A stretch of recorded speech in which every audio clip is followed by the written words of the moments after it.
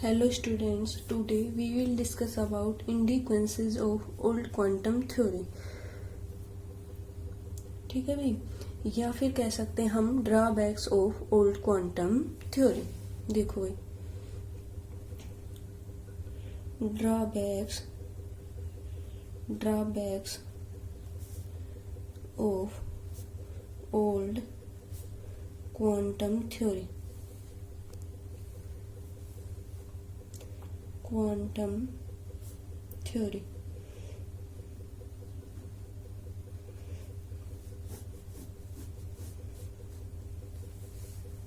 देखो भाई, अभी तक हमने क्या पढ़ा.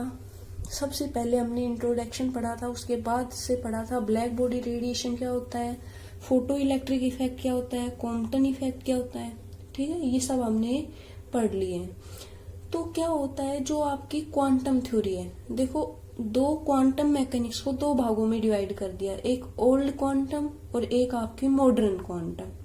ठीक है, तो आपके कुछ कंसेप्ट्स ओल्ड क्वांटम थ्योरी कहते हैं, जिसको अब तक हम पढ़ चुके हैं, उनको सब ओल्ड क्वांटम थ्योरी में आते हैं. और ठीक है, उन सभी की एक्सप्लेनेशन तो कर दी गई क्योंकि हम पढ़ चुके हैं.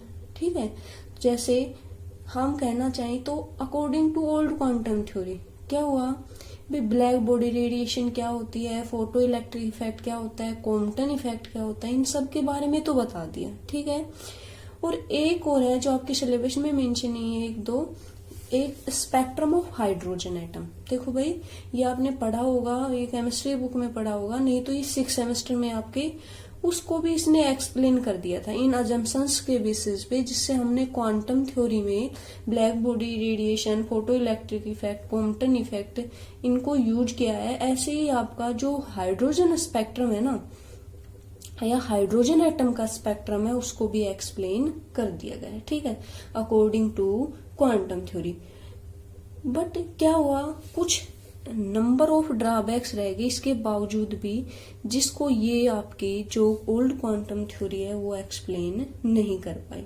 ठीक है, इसमें फिर आपकी क्या आती है, मॉडर्न क्वांटम फिजिक्स आती है. उसमें क्या आएगा, आपका अजम्पशंस माने जाएंगे, और उसमें मेन आता है श्रोडिंगर वेव इक्वेशन. ठीक है, और श्रोडिंगर मेथड्स की हेल्प पे हम क्या करते हैं, उनको हम भी एक्सप्लेन कर पाते हैं. ठीक है, तो अब क्या करते हैं, हम इसके ड्रॉबैक्स पढ़ते हैं. इंपॉर्टेंट टॉपिक है, पूछा जाता है पेपर के अंदर कि भी drawbacks of old quantum theory, और उनको फिर दूर कैसे किया गया, ये सब आगे पढ़ेंगे. अब हम ड्यूअल नेचर, देखो एक्चुअल में तो ये पहले ही आना चाहिए थे तुम्हारा कि ड्यूअल नेचर क्या होता है. ठीक है, अभी तक हम क्या पढ़ रहे हैं, पार्टिकल नेचर पढ़ा है. ठीक है, अब हम आगे क्या पढ़ेंगे, वेव नेचर पढ़ेंगे. किसका लाइट का, लाइट कह सकते हो आप. ठीक है, या इलेक्ट्रोमैग्नेटिक रेडिएशंस कह सकते हो.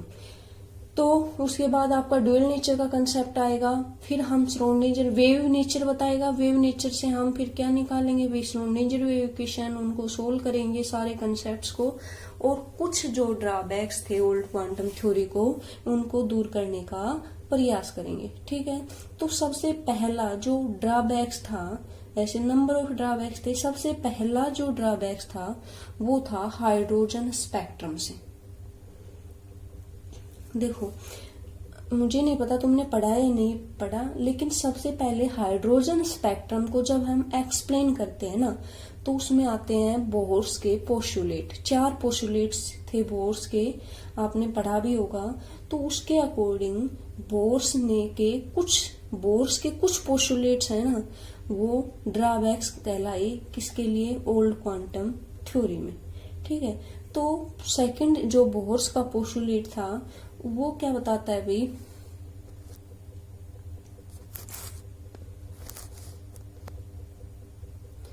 सेकंड पोस्टुलेट के अकॉर्डिंग, बोर्स के सेकंड पोस्टुलेट के अकॉर्डिंग क्या होता है, इलेक्ट्रॉन सर्टेन सेल्स या सर्टेन ऑर्बिट्स में ही क्या करता है, मूवमेंट करता है भाई. ठीक है, अकॉर्डिंग टू बोर्स. ठीक है, Q = NE, आपने पढ़ा होगा ये. ठीक है, तो उसके अकॉर्डिंग, लेकिन क्या हुआ, वे फिजिकल एक्सप्लेनेशन नहीं दे पाए. ठीक है, तो Bohr's quantization rules are arbitrary, किसके लिए? इस थ्योरी के लिए। और जो ये थ्योरी है उसके फिजिकल एक्सप्लेनेशन नहीं दे पाई जो अजम्पशंस माने थे, यानी जो अजम्पशंस बोर्स ने माने थे उसने अजम्पशंस तो मान लिए। जो क्वांटाइजेशन सेकंड पोस्टुलेट बोलते हैं, वैसे तो और भी पोस्टुलेट हैं, उसके 4 पोस्टुलेट थे, जिसमें से 2 पोस्टुलेट ऐसे थे जिनको क्या माना गया, भी फिजिकली एक्सप्लेनेशन नहीं दी गई, ठीक है, according to old quantum theory, यानी उसको वो एक्सप्लेन नहीं कर पाई, अजम्पशंस को उसने मान लिए लेकिन उसका जो फिजिकल एक्सप्लेनेशन है ना वो नहीं दे पाई थी, ठीक है, ओल्ड क्वांटम थ्योरी। तो सबसे पहले यही है कि जो फिजिकल एक्सप्लेनेशन है ना बोहर्स क्वांटाइजेशन रूल्स का, ठीक है, उसको एक्सप्लेन नहीं कर पाई आपकी क्या, ओल्ड क्वांटम थ्योरी। तो अकॉर्डिंग टू दिस थ्योरी क्या था, सबसे पहला ड्रॉबैक यही था इसका, this theory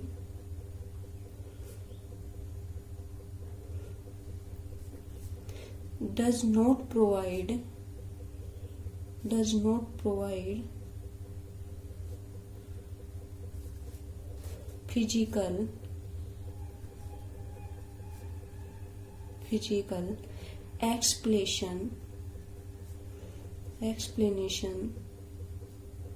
explanation for the assumptions of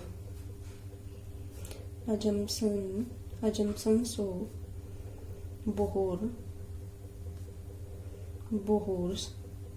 second postulate लिख लो, अगर सेकंड नहीं लिखना तो क्या लिख सकते हो, क्वांटाइजेशन, बोहर्स क्वांटाइजेशन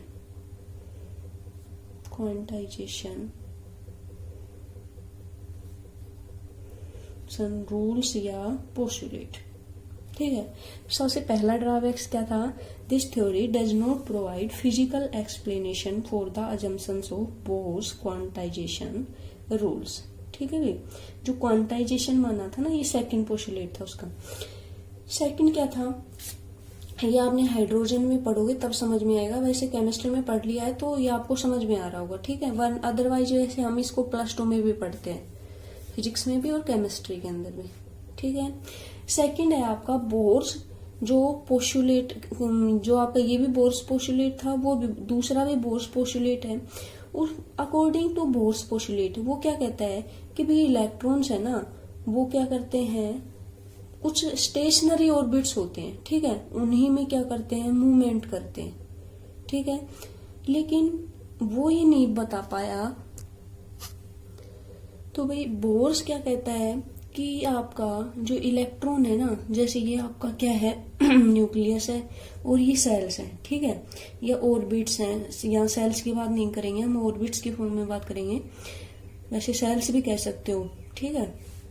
देखो बोर्स ने क्या माना था, बोर्स का ये पोस्टुलेट था कि इलेक्ट्रॉन जो स्टेशनरी ऑर्बिट्स है ना उसी में मूवमेंट करता है, ठीक है, और उस टाइम कोई एनर्जी रेडिएट नहीं करता, ठीक है, बात तो उसकी सही है।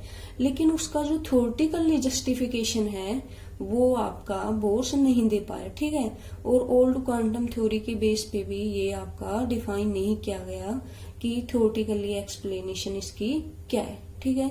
तो सेकंड ये था इसका, जो बोर्स का ये थर्ड पोस्टुलेट था कि जो स्टेशनरी ऑर्बिट्स है ना, electrons do not radiate energy and had no theoretical justification, ठीक है। तो बोर्स का ये पोस्टुलेट था कि जो आपका स्टेशनरी ऑर्बिट्स में इलेक्ट्रॉन रेडिएट एनर्जी नहीं करते, एनर्जी का रेडिएशन नहीं करते, या ये कह सकते हैं ये ऑर्बिट्स है ना, यहाँ से इलेक्ट्रॉन आपका मूवमेंट कर रहा है तो यहाँ से कोई एनर्जी रेडिएट नहीं होती है, ठीक है। लेकिन ये बात तो सही थी उसकी, लेकिन theoretically explanation according to old quantum theory नहीं दिया गया, ठीक है भाई। तो इसको लिखना चाहो तो लिख सकते हो आप क्या, कि भाई this theory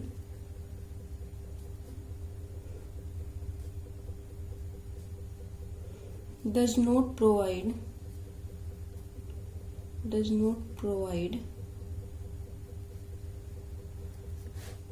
explanation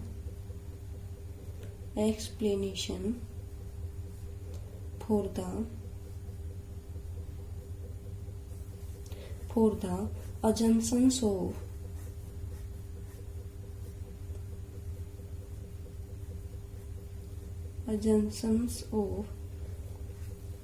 electrons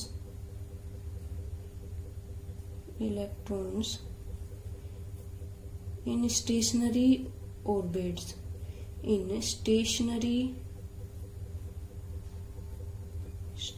orbits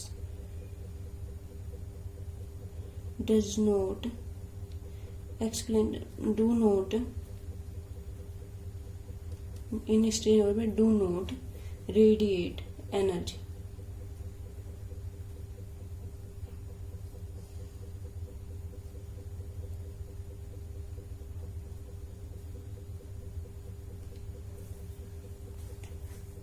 This theory does not provide explanation for the assumptions of electrons in stationary orbits do not radiate energy and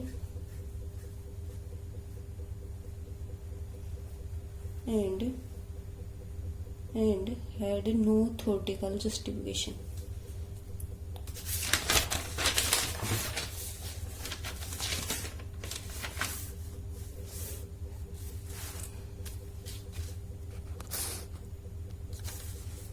Theoretical justification.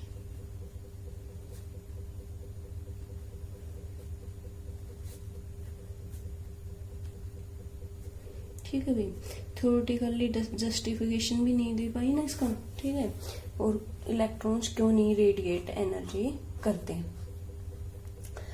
Third था इसका क्या भाई, जो सिंपलर सिस्टम्स है ना उनको छोड़ के, जैसे आपके हाइड्रोजन मोलिक्यूल है, नॉर्मल हीलियम है, इनका स्पेक्ट्रम को छोड़ के अदर के जो स्पेक्ट्रम है ना उसको आपकी ओल्ड क्वांटम थ्योरी एक्सप्लेन नहीं कर पाई।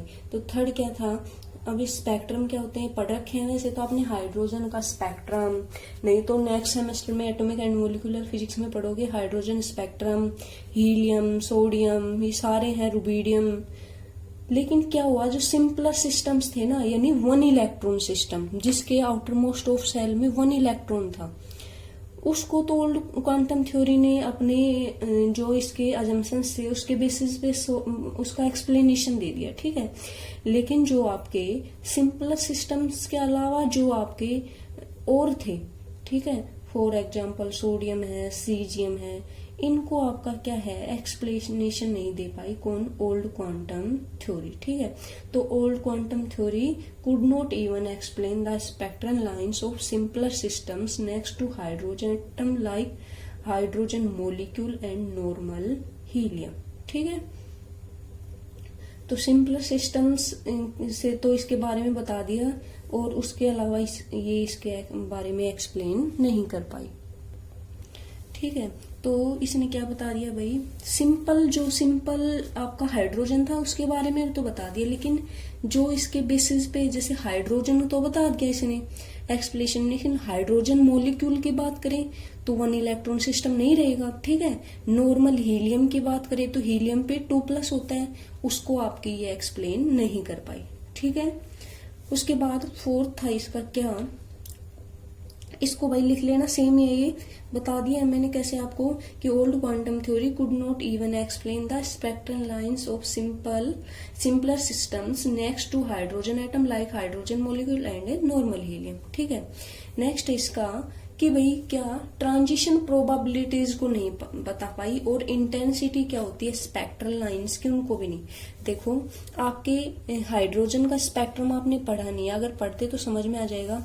हम क्या करते हैं उसके अंदर एनर्जी लेवल्स लेते हैं, ठीक है। वैसे आपने थोड़ा बहुत पढ़ा हो, हाइड्रोजन का हम ऐसे स्पेक्ट्रम बनाते थे, लाइमन सीरीज, ब्लैम्बर, पास्चन, ब्रेकर, ट्वीहुंड, ये सीरीज मिलती थी, ठीक है, इनके ट्रांजिशन से, पास्चन, ब्लैम्बर, इस सीरीज में।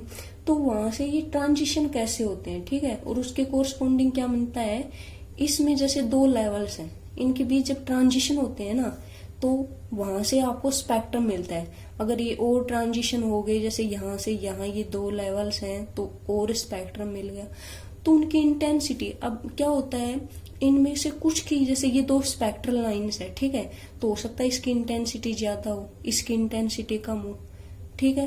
और ट्रांजिशन प्रोबेबिलिटीज का मतलब है ये आपका मोलिक्यूल सिलेक्शन रूल्स की बात कर रहा है कि यहां से यहां एटम या मोलिक्यूल यहां से यहां क्यों जाएगा। जैसे कई बार क्या होता है भाई, नंबर ऑफ स्टेट्स होती हैं, ठीक है। सपोज करो ये है, इसमें क्या होता है यहां से यहां जा सकता है लेकिन यहां से यहां नहीं जा सकता, ठीक है। ऐसा क्यों होता है, इनके लिए पर्टिकुलर सिलेक्शन रूल्स होते हैं, ठीक है। तो इसके बारे में इसने कोई आइडिया नहीं बताया, कोई इन्फॉर्मेशन नहीं बताई कि भाई ट्रांजिशन प्रोबेबिलिटीज यानी सिलेक्शन रूल्स होते क्या हैं, अगर ये ट्रांजिशन इससे इसमें क्यों नहीं हुआ, ठीक है।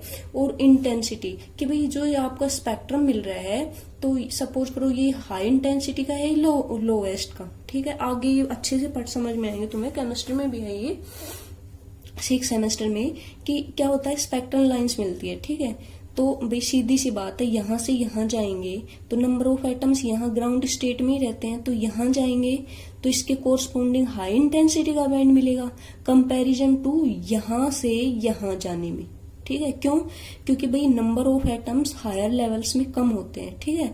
हमेशा नंबर ऑफ एटम्स कहाँ एग्जिस्ट करते हैं, ग्राउंड स्टेट में, क्योंकि सब भाई क्या रहना चाहते हैं, स्टेबल रहना चाहते हैं, ठीक है। तो इसलिए क्या नहीं बता पाया, it is fail to give information regarding the transition probability and intensity of spectral lines, ठीक है भाई, समझ में आ गया होगा तुम्हें।